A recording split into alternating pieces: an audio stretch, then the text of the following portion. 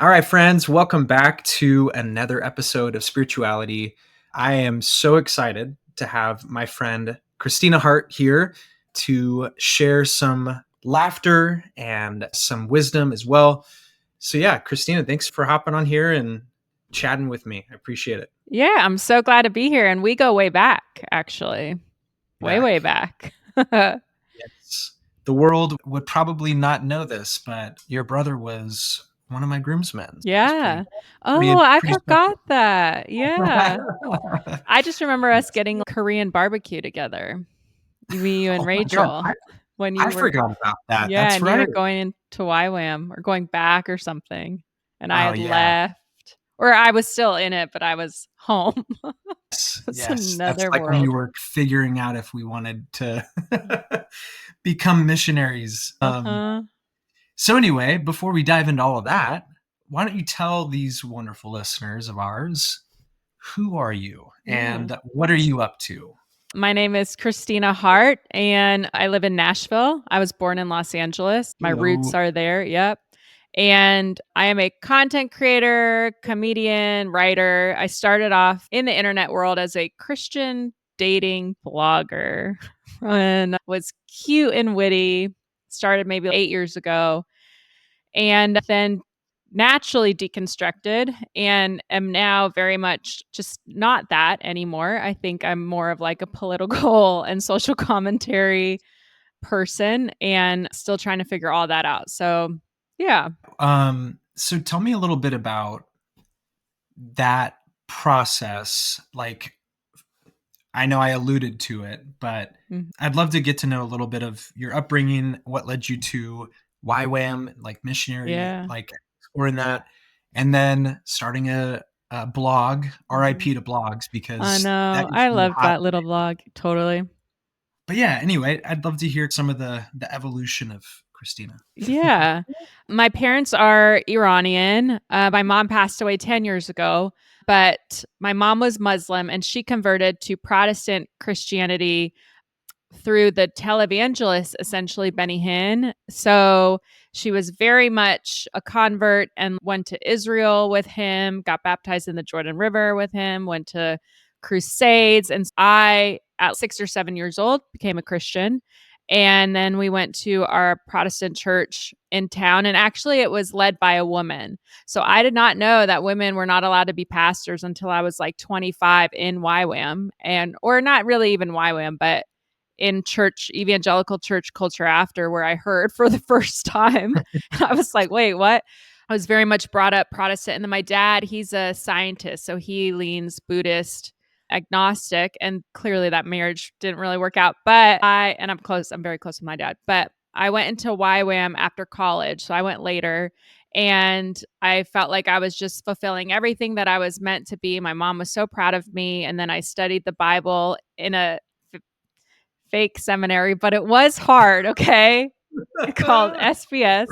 And anyone in the YWAM world knows that it was hard. But to tell anyone outside of that, it just sounds like a rinky dinky little Bible thing. But I did that. And then my mom got sick with brain cancer. And I think the really hard part was she didn't do chemo or radiation because she believed she'd be healed. But I've come at peace with everything now. She assuredly would not have done well as a sick person for a long period of time. And the brain tumor did impact, her thinking and her reasoning. And I don't know what it felt like to have that. After that, I went through like a significant period of depression and confusion and I basically had a mental breakdown, moved in with my dad about 2 hours away from where I lived. So in Irvine, California, had nothing, quit my job, like just could not function, had panic attacks almost every day, like just had a rough time. And so I started going to therapy and I just started finding out more about myself and mental health advocacy. And that's when I started the blog, the DTR blog. And for me, it was just this little outlet and it became this little thing on the internet that spoke to people in church. So I'm really happy about that. And then that's when I think we reconnected when I saw you guys over the years did your favorite heretics. And then as I started to be immersed in especially Los Angeles evangelical culture and writing about dating and mental health, I saw the corruption around money and pastoral abuse. And I would go to Hillsongs. I knew about all that. And then I would speak out about it and I would get a lot of pushback and a lot of rejection. And so that cycle led me to leave the evangelical church, basically. And after doing that, I learned that there's all these other denominations and all these other ways of having faith and spirituality. And so that started a new journey for me. And here we are. So tell me, yeah, and thank you for sharing that. I think that a lot of people can resonate certain aspects of what you shared. And tell me about your process of going to therapy and what that started to unlock for you, because I know that, especially in certain corners of the church, it's really frowned upon to advocate for your mental health. Yeah, I remember Bible college, sitting in class and hearing about how the DSM was like demonic, essentially, and Right. like everything went back to a sin issue, and it wasn't, basically all of psychology was BS. And the amount of palpable anxiety I felt, like on the verge of a panic attack. I remember having to physically get up and leave class because it was just so unbearable. But I think that, again, when we start to discover the power of therapy and advocating for our mental health, especially early on, at like whether that's pre-deconstruction or at whatever point of self-discovery, it really does begin to unravel things. So can you share a little bit more into that? Very much a Bethel church follower. And so a lot of that, I thought that everything was overly spiritualized in a sense of, things were demonic influences, or I could pray my way out of things, or if I declared things, name it and claim it. And I think that process and my mom's death all led me to this complete burnout, because when you're consistently thinking that it's up to you to pray and make things happen and not miss your moment or get the favor of God or whatever it is, it becomes so exhausting. And I was in a fight or flight mode. And so I went to a therapist, and she wasn't a Christian. She was just a PhD in psychology, just a therapist who introduced cognitive behavior therapy to me, dialectical behavior therapy to me, and attachment theory and inner child work, which was mind blowing for me. And that I was still trying to figure out the balance between more charismatic Christianity and these new things that I was learning, and resources and tools. The mind body connection, that was very new for me. And I think that's so important. I am still learning that. Inner child, I think, is something that the church can see as woo woo, but it's so basic. It's just like all of us have this inner child, or we're whole human beings with all our years of experience. So of course, like, we have trauma and triggers, and oftentimes that's from past experiences, and being cognizant and aware of those things has really helped me to not be as reactionary as I used to be. But just learning how to have the peace of accepting life on life's terms was a new thing and has changed my life for the better. That's so good. Yeah.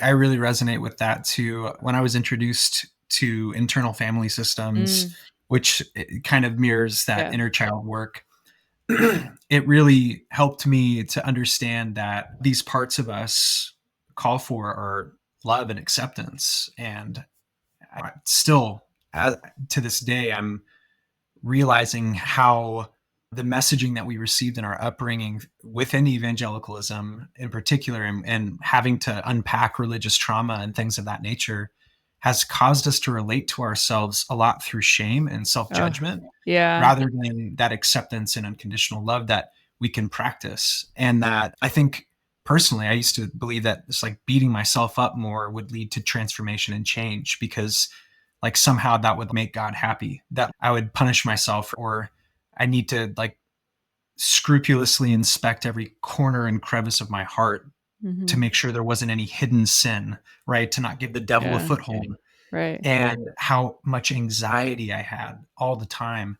So learning and having to form these new neural pathways Yeah. to understand myself as, like you said, a whole person, that all these parts of who we are aren't needing more judgment and blame, but they're needing more grace and kindness, Yeah. compassion, um, and those things that I'm realizing we weren't given the tools to do, that now therapy has given us the opportunity to practice. Yeah, it's so true. And my therapist to this day, I love her, Pam, and everything always goes back to me not believing that I'm worth good things or things Mm, that I want just because of my existence. Like I constantly go back to I have to do something to be worthy of getting something good. And I think that even though we think, oh, Jesus died and we just receive it, you're taught that you are a terrible human being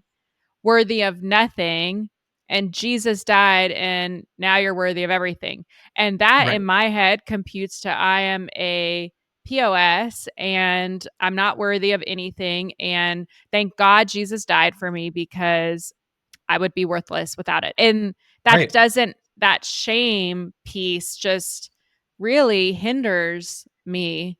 And so I've had to do a lot of work around that. And even simple things like I was looking for a new place to live and I wanted a certain place and it was in my means. And my therapist was like, great. And I was like, I just don't feel like I deserve this. And she's like, Mm, why? And I'm like, it's just nice. She's so you don't deserve nice things. And I'm like, other people don't have nice things. When she's but you can still be cognizant of like other people, but also you deserve what you want if you want this home. And a home is such I a basic need. Yeah. Yeah, I think I totally relate to that. I have a hard time receiving good Mhm. things as well. And I think it, like you were saying before, it goes back to that idea that we're like not worthy. We're born depraved and separated from God, enemies of God, and all these really harmful views of self that cause us to really have an unhealthy view of who we are. And shame is a really nasty thing. It is. It's so tough to deal with, and it's something that I constantly find myself at times falling victim to, that shame, right? And recognizing, oh man, that sense of an inner bully that's like beating me up right now, that's not what I need. That's actually like residue of a lot of shame that was inherited from harmful views of myself that I was told that was good to have, in Yeah. a sense, because it taught you that you needed God, right? That Mhm. but that view of God causes us to look at God like an abusive father who is in a fit of fury, and we're standing behind Jesus, who's the big brother who's essentially Exactly. protecting Yeah. us from getting beat. And it's what? It doesn't And make yet in the sense. same breath, we're hearing like that God is love. And oh, by the way, if you don't accept the fact that the big brother's taken the blows from the abusive father, yeah, you're going to end up burning forever. And it's not really good news. We have something completely warped about that. Totally. Yeah. And another aspect of this was I had no trust of what I thought were my feelings. Like I was so disconnected from what I was feeling. So I would stuff everything down and I had these moments where I would especially after my mom died, I would stuff everything down. I wouldn't express anything and then I would get very angry and I would throw something or not at anyone, but I just was angry. And rather Mm, than being able to like healthily express my anger, which was completely valid, right? I did not feel like I could and I did not trust that was like an okay thing to be feeling.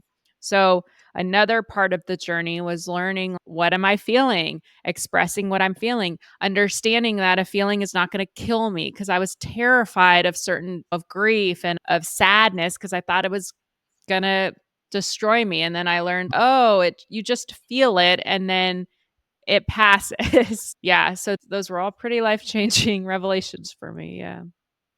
Yeah, but that's so true too, and it's simple, but it is profound, especially when we're told that, like, our heart is deceitful and wicked Yeah. and that we're not to lean on our own understanding. So it's inevitable that we're going to find ourselves Mhm. questioning what we feel because essentially we've been groomed to gaslight ourselves. Mm. How are we going to give ourselves permission to feel what we need to feel when we've had this foundation laid of mistrust for our intuition and for our desires and for Yeah. whatever's coming up in our heart because we were told that was wrong. But I think when it comes down to it, that is such a part of grief. It's part of is giving ourselves permission to um, like practice non-judgment toward Mhm. these things that come up and learn to, like the waves that wash in, the tide that ebbs and flows, that it has a purpose in and of itself of, okay, like I'm feeling angry right now. What do I need? Checking Yeah. in with our bodies, right? Mhm. Like being able to take a step back and look at what part might be calling for our attention, right? Maybe it's Mm. that angry adolescent, or maybe it's that the wounded child that feels exiled or neglected or whatever it may be, right? But it is so valuable to recognize that each emotion, each moment, it's important that we cater to it, right? That we Yeah. don't just step it down. So, Yeah. And one thing that learned around all this that was so helpful was like, what is my body saying? What is my body's reaction telling me? And I've been in countless situations in corporate America, outside of corporate America, with family, with dating, where the way my body is responding is certainly telling me what I'm feeling. And mm, if I feel tense or afraid or anxious, or like, my body will tell me.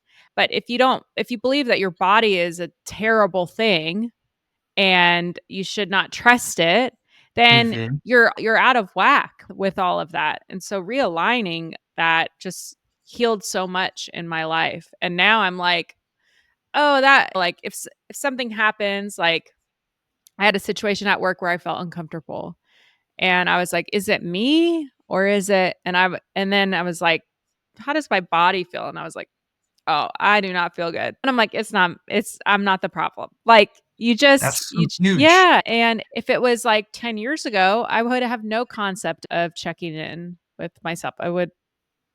Yeah. And I think that's it also a component of even not just how we're relating to ourselves, but externally with boundary setting, whether that's Yeah. in a workplace or whether that's with family members or whatever the case may be.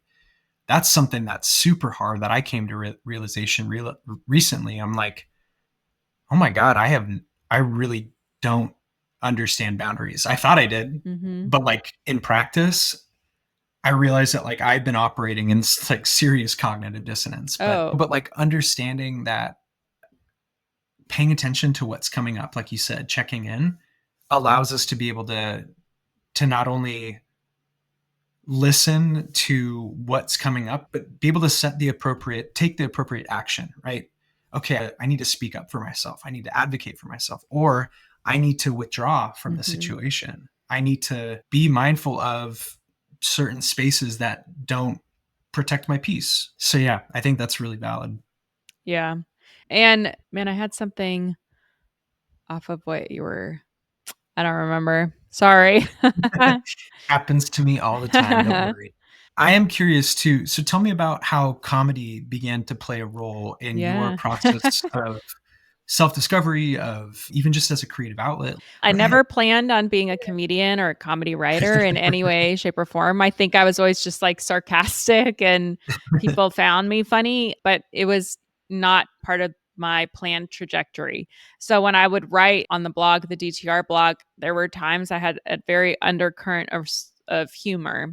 And Mhm. I think it's how the great comedians start, right? It's comedy comes from tragedy. So it makes sense. My mom died and then I started writing things and there was a comedic edge to it. And then I got involved working in the mental health field. So I started working at treatment centers and then they asked me to teach comedy classes to the women. And a lot of these women came from mental hospitals for suicidality or whatever it may be. And I got to see, when women who have lost everything, have no hope, are given the freedom to be funny, they are funny. And I got to see the power in that. And it was dark humor sometimes, but it was certainly funny. And it made people laugh and smile that had not felt that feeling of laughter for a very long time. That feeling healed me and helped me see how it helps others. So I continued with that. And I just found that comedy is a great way to open up dialogue around really difficult things, around really polarizing things, and around things that are hard to talk about. So in these current times with politics, I never wanted to be someone that uses comedy with politics. Like like I said, I was just writing about church and mental health but now I love it. I love being able to, like, everything's so intense right now, but if I can cut through it with comedy, and especially if I can get two sides to laugh, then you've really won. You've done something that's hard to do that allows people to see that there's commonalities even when it doesn't feel like it. Yeah, that's big. And it's interesting how comedy can play a role in not only uniting people, but also giving people permission to feel emotions that feel off limits, even like when you're going through difficult, challenging times, whether that be dealing with really dark depression or suicidal ideations and things like that, where you're in a tough place. It almost feels like taboo to even go anywhere near laughter, but it is such a healing thing.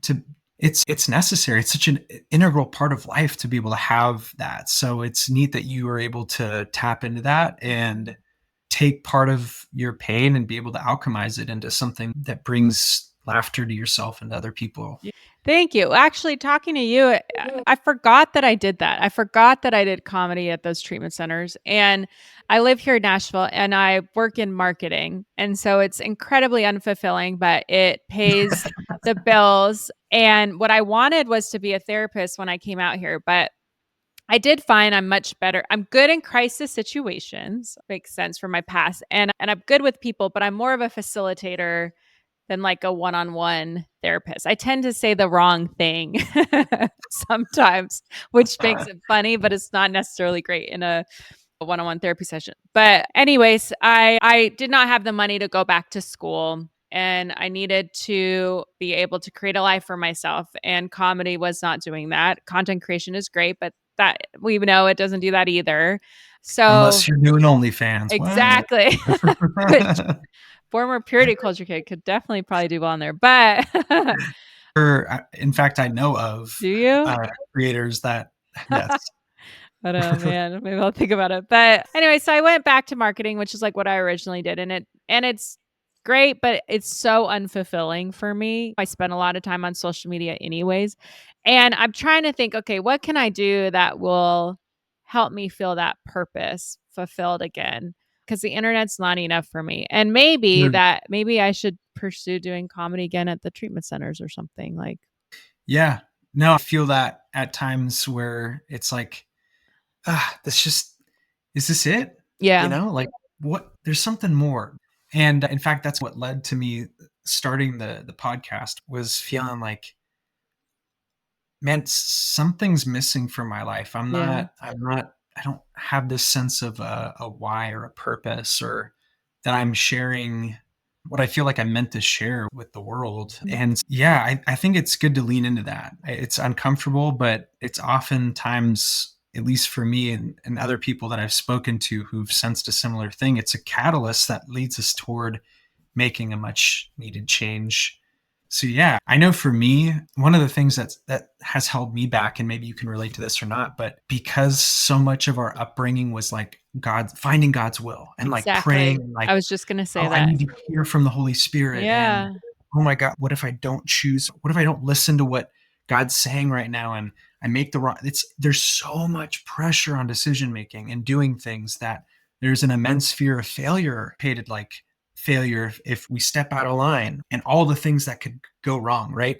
So it's exhausting to try to process that, but recognizing that even now, how some of that is going on in my subconscious, and how sometimes we just figure it out as we Just do go it. and just Yeah. make our, yeah, just Just do it. fucking do it. Just do it. Yeah, like Nike, just do it. No, Yeah, there you that's so go. helpful. That's really helpful because I was very much someone who was like, God has called me to great things. God has called me. Mhm. Like, I was told, oh, you're anointed to speak and to write and to do this and that. And then after all this deconstruction and all this stuff, and here I am, and I'm like, A, I'm tired. And B, if Mhm. I don't feel this like great calling on my life, is it like, what am I supposed to do? And it's, it then paralyzes you from doing anything because you're like, Yes. this is not the great big thing. How to, Right. And so what you said is so helpful because it's okay if I want to start a new podcast or if I just want to volunteer somewhere, I think like maybe I'll do that. Can, if that feels good to me, like that's something that I should do. And that can just be where the decision comes from. But really though, like you nailed it. And I think that's something, going back to what we were saying earlier, still hard for me at times to be like, oh my God, it's okay for me to do something that feels good. Yeah. Pursuing something that brings me happiness. Ooh, because it Oh, used to be yeah. like happiness was a, So that's not, crazy. that's not what God's will is. Like Yeah, God doesn't want you to be happy, he wants you to be holy. so And so true. then we're teaching ourselves and conditioning ourselves that like happiness is the enemy, when it's like, what? I know. Like, no, like actually that's a divine gift that's inherent to listening to our bodies and our intuitions. And sometimes it's, man, I just have this, I can't shake this. I really feel like giving back to the community and volunteering somewhere, whatever it may be. I want to go back and help those women laugh, or whatever the case may be. But taking that simple step, it's really just that. And then that leads to something else too. Yeah. But I know how that, when you said it, it can feel so paralyzing to get stuck in that analysis paralysis, is what I often say, is like you're trying to inspect every pathway or wait for The the sign the from God or something. right, the Yeah. sign from God, the fleece to be wet, right? Yes. And the reality is that I really think it's about trusting what we want, Yeah. and how healing that is. To Yeah. go from being told that we have to put ourselves on the altar and sacrifice everything, to being like, no, like these desires, these longings, like my emotions, my feelings, like all of these things are in there for a reason.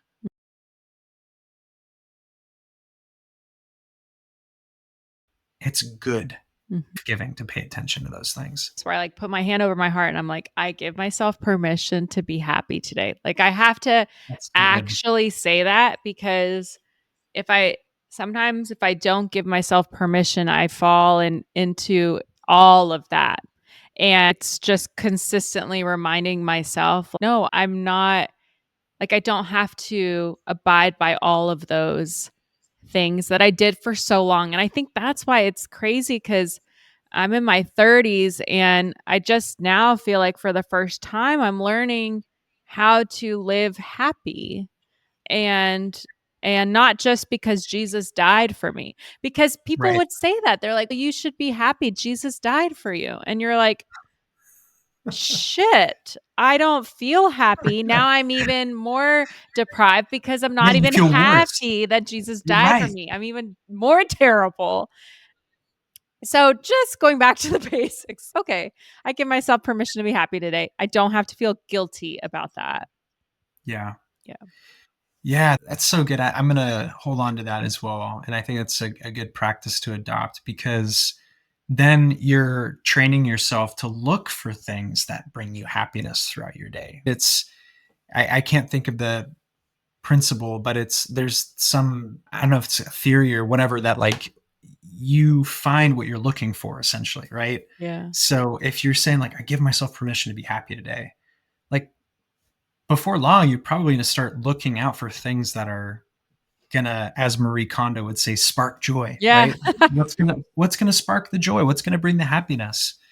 And I think that teaches us to again tune into what who we truly are and what we truly want. Yeah.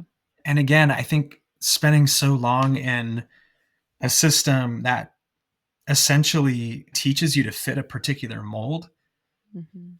and to repress aspects of yourself and to, put on performative mask to please God, to please people. It takes a long time to, like you said, discover what it means to be happy. Yeah. Yeah. As simple as that sounds, it is such a it's It there's is. so much depth to it. Yeah. Do you feel like because we were in YWAM and because we like had these intense experiences, it's harder for us than like people who just experience evangelical culture? Or I just feel like I had positive experiences in YWAM too. But Mhm. certainly it feels like a different level, these teachings molding you more intense. I think because I was an adult, I was in my early 20s, I had already Yeah. gone to college, or and then I was ascribing to all of this cuz then it was like, no, this is what it means to be a real Christian. So it's just, oh, I wasn't even a teenager. I was later in my life. So I don't know. I sometimes think, oh, it just feels a little harder for me than other people.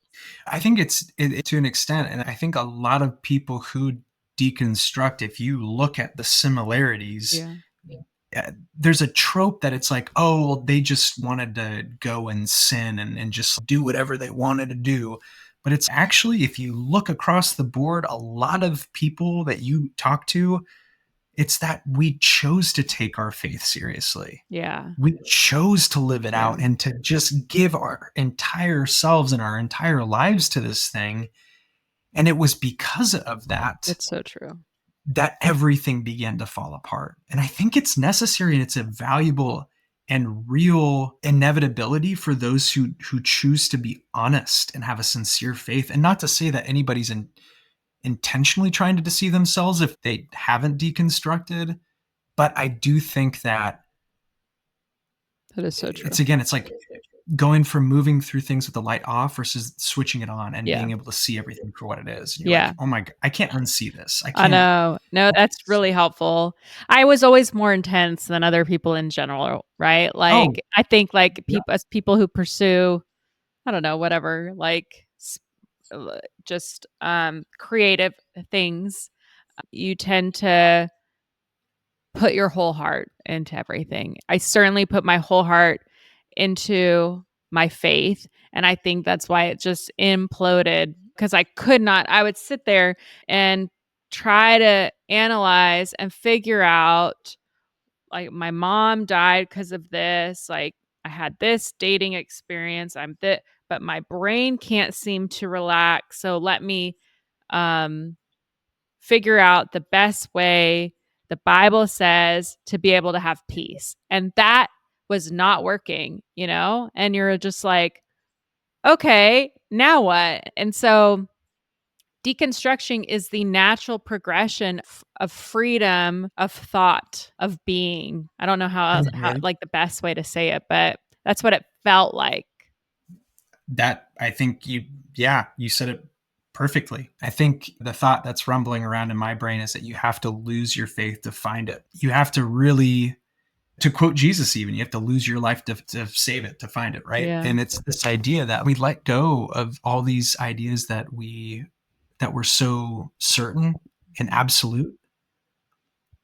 Then we begin to see that life isn't so black and white, right? And that Yeah. there's so much more gray and there's so much more mystery and uncertainty that's inevitable. Mhm. But I think that cannot happen until there's a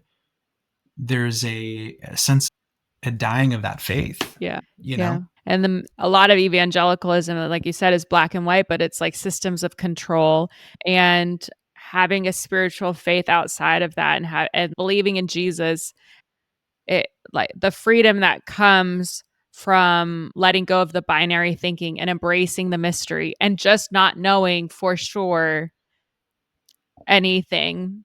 There is a level of excitement too, There's and you get to have these experiences that are very real and very spiritual, but you may not be able to have words for it even. And I think that's been cool for someone who takes everything so seriously, like we talked about, to just maybe not all the time and just enjoy that. It is also like a new part of my life, I think. Yeah, I think that simplicity and uh,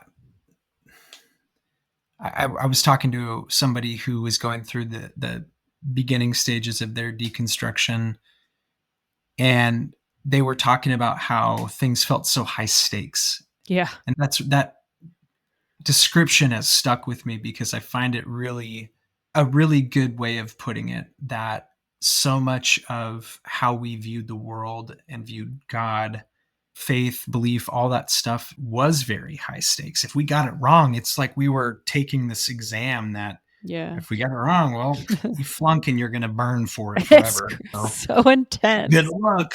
And you're just hanging out with people and you're like, are they going to hell? Like you're trying to have relationships and friendships, and you're in the back of your head, you're like, are they going to hell? That's fair. It Yep. makes it very difficult.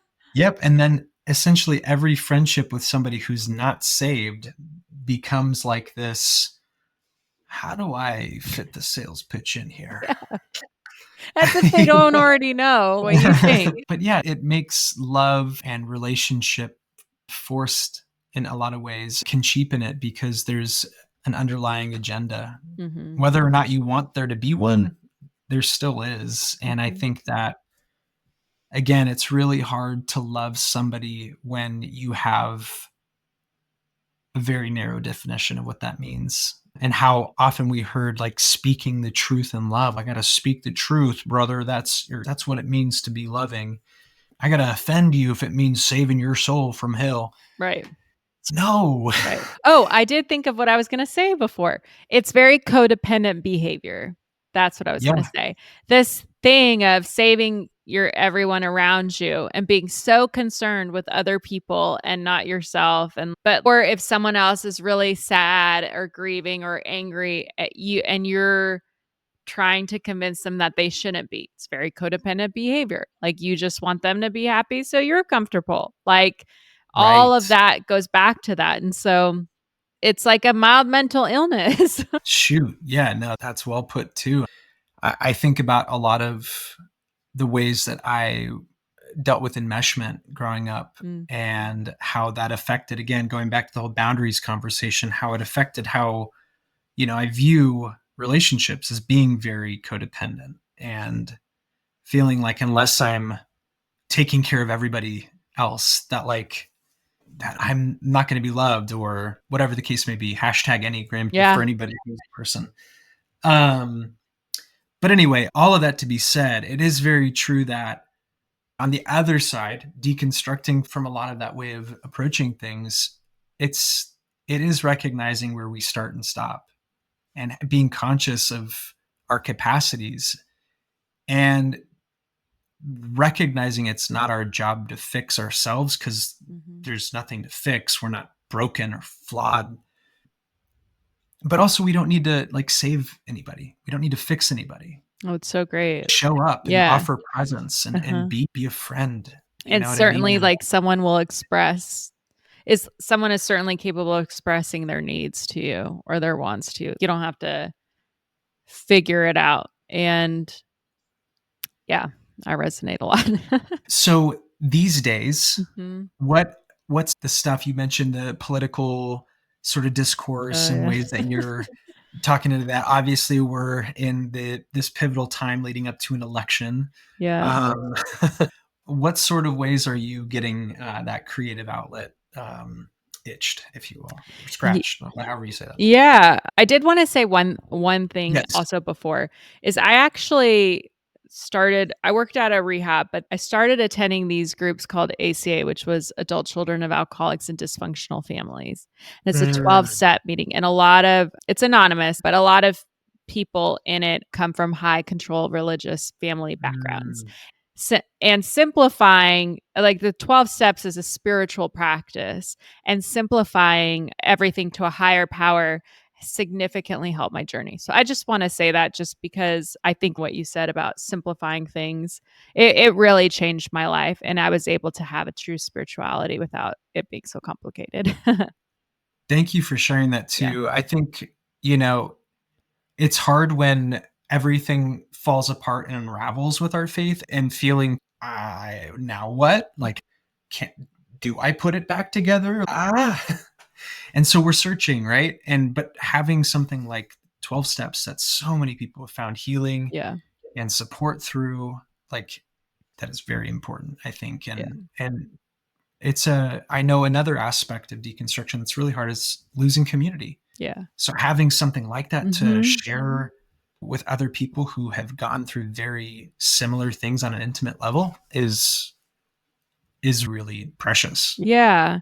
It helps balance out the creativity that comes with the political comedy or the social comedy or whatever we call it now. But I think that it naturally, it's just like when I'm in conversation with my friends, like we're all hanging out, we joke, we just get into such intense conversations all the time. And we're like, wow, we're really fun to hang out with. And on my birthday, my friend made a list and it was like anytime we talked about, like, it was anytime someone mentions like JD Vance and something weird he did, you have to have a drink or whatever it was. Like or it was like anytime someone talks about death, like I'm saying, we're just have intense conversation. I think that I've been able to create comedy around these really intense things. I have been liberal to an extent, like my whole journey in life, because I went to UC Santa Barbara, liberal arts school. My parents were immigrants. So I never bought into conservative politics at all. So this is where I stand out now, where none of that, I know what I believe and I know what I think. And so it's anything new for me. So I think it's something that I can just share because I know a lot of people are in this place. Maybe they're voting a certain way, this year for the first time, or maybe they don't have family they can talk to anymore about what they think or believe. And it ties together. And so I just try to provide a space where people can feel validated in that. That's important. And I think you hit on it in a big way. Politics have such a way of polarizing families. And it's something that, especially as you're figuring out what you believe and what you think, it can make you feel pretty isolated. Mm-hmm. So to have online spaces and relate to other creators like yourself who are sharing things, even through the avenue of comedy, it makes it to where you feel a little less alone. And I think that's so important, especially around these times that, it does feel, again, to go back to the word that I was using before, is high stakes. Like, it really does. There's a lot that's hanging in the balance with this upcoming election. Right. Yeah. Yeah. We love using comedy to cut through that. And how many couch jokes have you made recently? So JD Vance is coming. I read a thing today saying he's coming to Nashville. And I was like, oh, let's be careful with the donut shops. Let them know. And then there's a donut shop called Five Daughters Bakery. And I was like, oh, he's probably going to go there and be like, so proud of you for having 5 daughters. Like, just makes it like weird somehow. So uncomfortable. He's just so easy to make fun of. But I hope that people, like you said, the goal is always, I want people to feel less alone. And even like I have conservative followers and I think they're hanging on by a thread to my content, but I get a lot of, hey, I disagree with you, but I appreciate your perspective because it makes me think. And that's what I love. Yeah. And I think that's important. It's something that is, I think, becoming harder and harder to do, unfortunately, but being able to have conversations with people you don't agree with in a civilized and cordial manner. I hope that we can find a way to change the narrative across social media because it's so toxic. Yeah, I agree. Like we were saying before this, if I could delete it all, there's times where I do think that way because it's so reactive and toxic. So you have to be so careful and diligent in protecting your mental health, but also that you're not giving into all that bullshit too. It's easy to, because the algorithm rewards you. Yeah. It does. And so it's almost, geez, I'm not being somewhat inflammatory. Like, it's not going to really get any traction. So then there's like this temptation to like have a particular pugnacious tone. And I know that for me, and at times with the creative side of things, has become very draining. And it's like, man, is that what the internet's meant for? I thought it was so much more than that. So, and also being like in the deconstruction space, there's this temptation to consistently use evangelical content to then create reaction, and because it makes you angry. And I, at some point, was like, this is not healthy. If I walked away from something, it's not healthy for me to just go back and find the things that are problematic. If I don't have a point, obviously, if you want to showcase abuse, whatever, advocate for something, but like just finding things that will make the internet angry and responding is not healthy. And so you lose a lot. You're like, now what do I talk about? Yeah. Yeah. No, I get it. It is such an interesting, because we're saturated with noise, so much noise, and the algorithm knows what we're going to react to and engage with.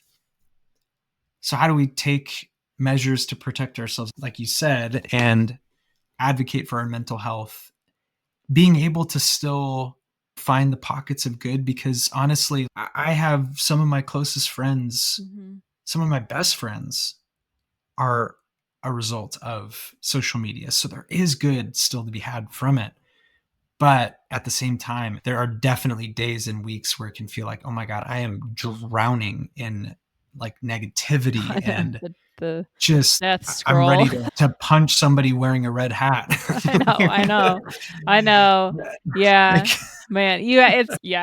When sometimes I'll feel like that, and then I go outside and you're just like, oh yeah, I need to go touch grass for real, because for real though, like literally, if you go outside, it's a reminder not everybody is like the volatility that is on the internet sometimes. Yeah. Think about how nasty comment sections can get. That in real life, No, like if people you aren't were gonna. face to face with somebody, the likelihood of that devolving to that just hostility and volatility, like so small. Yeah. I'm with you. I think ways that we can foster connection and have meaningful relationships and connections outside of just the noise that's going on, calling for our attention, it's necessary. It's so important as a practice. Yeah, I agree. So Christina, as we're wrapping up, where can we support your work and follow along for all of the jokes, political puns, and everything in between? I'm on social media as, it's edgy Kristina Hart. And I just like to say, I've always thought about changing it, but now I can't. It's too late. It's edgy because I used to get made fun of, because people would be like, oh, you think women can be pastors, or oh wow, you're so edgy. So then I changed it as a joke, and then I kept it. Now I have to explain that every time, but that's fine. So that's my handle, and I have Substack and stuff, but it's all there on my Instagram. You could see it, and I hope to be doing things more than just the content creation, but if it feels right and it's just a natural next step, not a big calling. Yeah. Hey, I think it'll be interesting to, when you're back on the show again, I'm making an obligatory invitation. I would love to come back. But yeah, next time you're gonna be like, oh my God, I did this thing and it happened and something else. So it'll be fun. We can see and look back. This was great. Thanks for having me. Thanks for hopping on. So friends, make sure that you subscribe and follow along. Make sure that you go and follow Christina. And until next time, be good to yourself.